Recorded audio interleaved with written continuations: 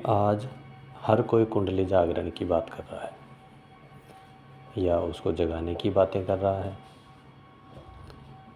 कि कुंडली कैसे जागृत होती है, और बहुत से उसके तरीके भी बता रहे हैं। 5 दिन में कुंडली जागरण हो जाएगी, 10 दिन में हो जाएगी, विधियां बता रहे हैं, सब कुछ बता रहे हैं। लेकिन क्वेश्चन ये खड़ा है कि आखिर में कुंडली जागरण करना क्यों चाहते हैं। कुंडली जागरण के पश्चात आप क्या करना चाहते हैं, जिसके लिए आप कुंडली जागृत करना चाह रहे हो? क्या वास्तव में जो आध्यात्मिक उद्देश्य के लिए कुंडली जागृत की जाती है, क्या उसी उद्देश्य की पूर्ति के लिए उसको जागृत कर रहे हो, या लोगों को या दुनिया को ये दिखाने के लिए जागृत की जा रही है कि आप में कुछ अद्भुत है, आप कुछ अलग कर सकते हैं, आप में कुछ परलौकिक है? तो इससे अच्छा होगा इसे जागृत ना की जाए, क्योंकि जब तक मानसिक तौर पर और वैचारिक आधार पर एक इंसान परिपक्व नहीं होता है, तब तक इसे जागृत करने का कोई उचित उद्देश्य नहीं है। यह आपके जीवन को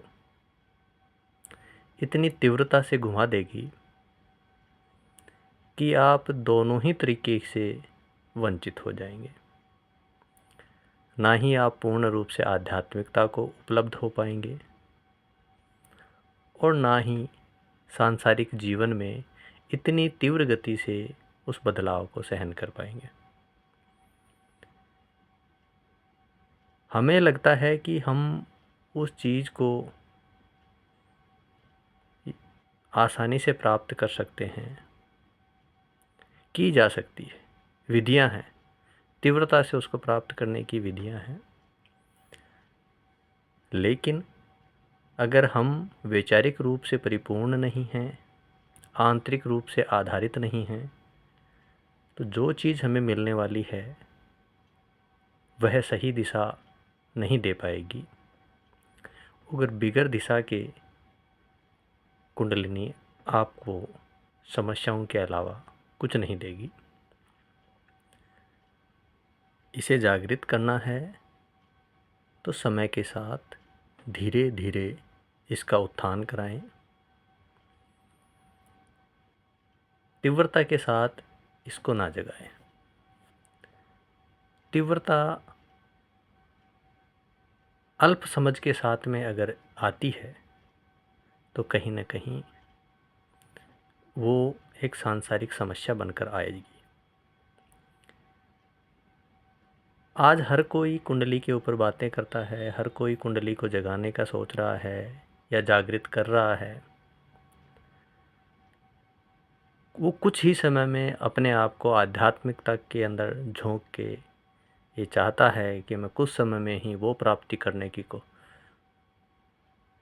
आतुर हूँ, या वो प्राप्ति करना चाहता हूँ जो इस लौकिक जगत से अलग है, अलौकिकता की तरफ ले जा रहा है। उनके लिए यह है कि इस व्यर्थ की चीज़ों में ना जाएं।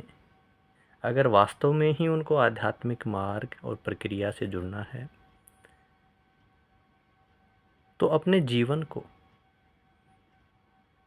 व्यवस्थित करने के साथ साथ इसकी जो मौलिक अभिक्रियाएं हैं और सांसारिक अभिक्रियाओं के साथ साथ जो जागृत की विधियां हैं उसी को अपनाएं।